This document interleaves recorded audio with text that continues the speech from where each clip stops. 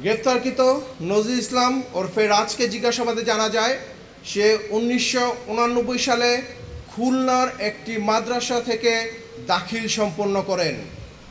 পরবর্তীতে ঢাকায় গ্র্যাজুয়েশন সম্পন্ন করে বলে তিনি দাবি করেন। অতঃপর সে বিভিন্ন ব্যবসা বাণিজ্য ও ঠিকাদার কার্যক্রম শুরু করেন। পাশাপাশি শোবিজ জগতেও তার অনুপ্রবেশ শুরু হয়। তিনি রাজ মাল্টিমিডিয়া নামে একটি মাল্টিমিডিয়ার স্বত্বাধিকারী। তিনি বিভিন্ন নাটক প্রযোজনা সহ বিভিন্ন শোবিজ অঙ্গনে বিভিন্ন প্রযোজনা করেছেন।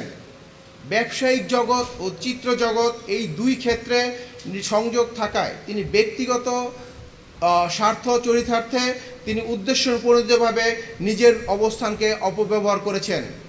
গ্রেফতারকৃত মোহাম্মদ নজরুল ইসলাম ওরফে রাজ ইতিপূর্বে গ্রেফতারকৃত মিশু হাসান ও জিসানের সহযোগিতায় 10-12 জনের একটি সিন্ডিকেট গড়ে তুলেছিল। উক্ত সিন্ডিকেটটি রাজধানী ঢাকার বিভিন্ন অভিজাত এলাকায়, বিভিন্ন গুলশান, বাড়িধারা সহ বিভিন্ন এলাকায় পার্টি সহ ডিজে পার্টির আয়োজন করত।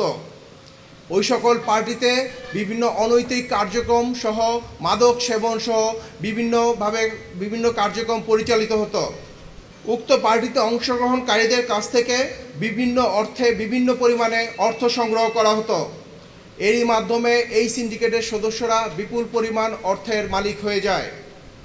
তাদের এই প্রতিটি পার্টিতে 15 থেকে 20 জন সদস্য অংশগ্রহণ করত এবং এইসব সিন্ডিকেটে থেকে যাদেরকে তারা বিভিন্ন ব্যক্তিবর্গদের তারা বিদেশে প্লেজার ট্রিপ সহ বিভিন্ন ট্রিপের আয়োজন করত।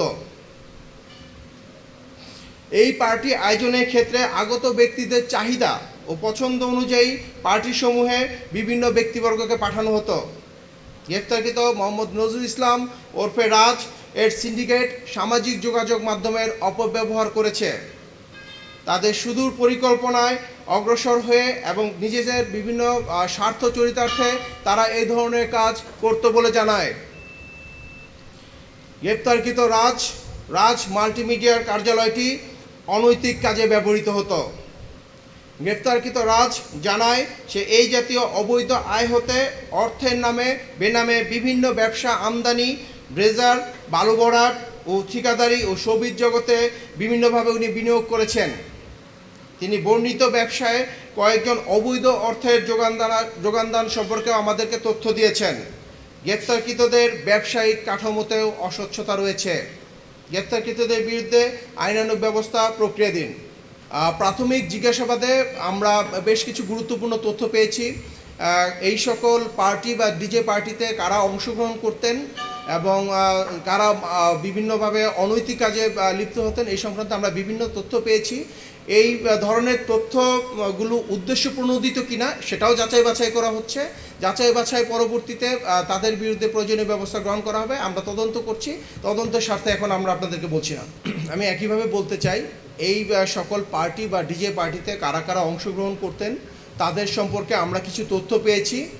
যেহেতু তথ্যগুলো আমাদেরকে আসামি কর্তৃক দেওয়া হয়েছে, এই সকল তথ্যগুলো উদ্দেশ্যপ্রণোদিত কিনা এগুলো যাচাই বাছাই করার প্রয়োজন রয়েছে। এগুলো আমরা যাচাই বাছাই করছি এবং আমরা পরবর্তীতে তদন্ত করে আমরা আপনাদেরকে বিস্তারিত বলতে পারবো।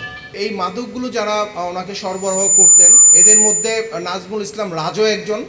পাশাপাশি আমরা আরও কিছু ব্যক্তিবর্গের তথ্য পেয়েছি যে এখানে কিন্তু মাদকের পরিমাণ কম নয়। এখানে তার মাদকের আমরা যেটা বলেছি 120টি বোতল আগে ব্যবহৃত পেয়েছি এবং স্মৃতিমণির বাসায়, যেটা পরিমণি, ওনার বাসায় আমরা 19টি বিদেশি বোতলও পেয়েছি। তো এই সংক্রান্ত বিভিন্ন তথ্য আমরা পেয়েছি। এদের মধ্যে রাজও একজন। পাশাপাশি আরও কিছু ব্যক্তির তথ্য আমরা পেয়েছি।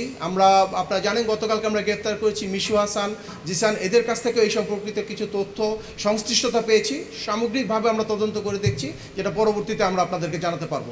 এখন পর্যন্ত আমরা যে তথ্যগুলো পেয়েছি, স্মৃতিমণি ওরফে পরিমণির বিরুদ্ধে মাদক নিয়ন্ত্রণ অধিদপ্তরে যে মাদক আইনে মামলা হবে, আমরা রাজের বিরুদ্ধে মাদক নিয়ন্ত্রণ আইন, পাশাপাশি আমরা কিছু ডিজিটাল কন্টেন্ট যেটা পর্নোগ্রাফি রিলেটেড পেয়েছি সেই সম্পর্কিত মামলা প্রক্রিয়াধীন।